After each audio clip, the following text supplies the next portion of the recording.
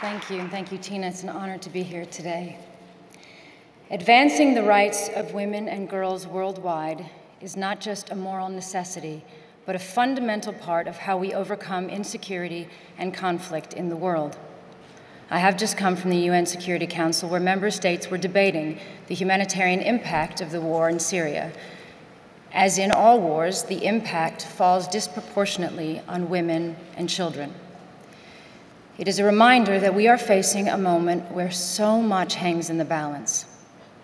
Our inability to prevent and end conflicts means that an unprecedented 52 million people are forcibly displaced in our world today, trapped in near-permanent exile and statelessness, and with all that means for education, opportunity, and security, and for generations of young girls.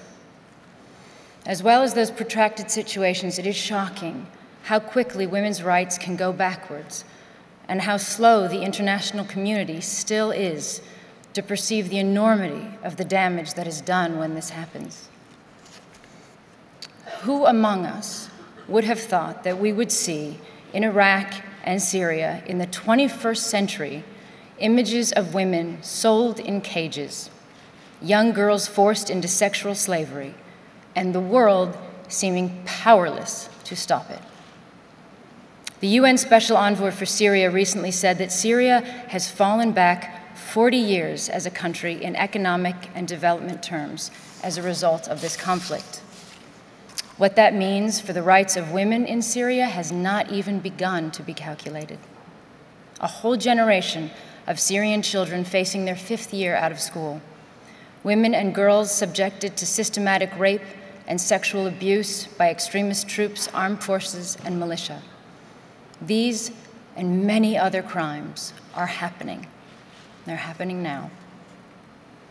Attacks on women have always been used as a tool in war, but rarely so blatantly as today. From Syria and Iraq to Nigeria, and still with almost complete impunity. For all the awareness that has been generated worldwide, and all the UN resolutions, crimes against women are still treated as secondary issues. It is still far too easy and accepted for leaders to ignore uncomfortable truths, from FGM to child marriage. It is still the norm for women to be excluded from the peace process.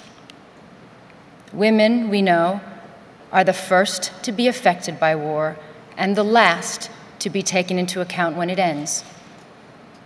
Their suffering is too often met with a collective shrug.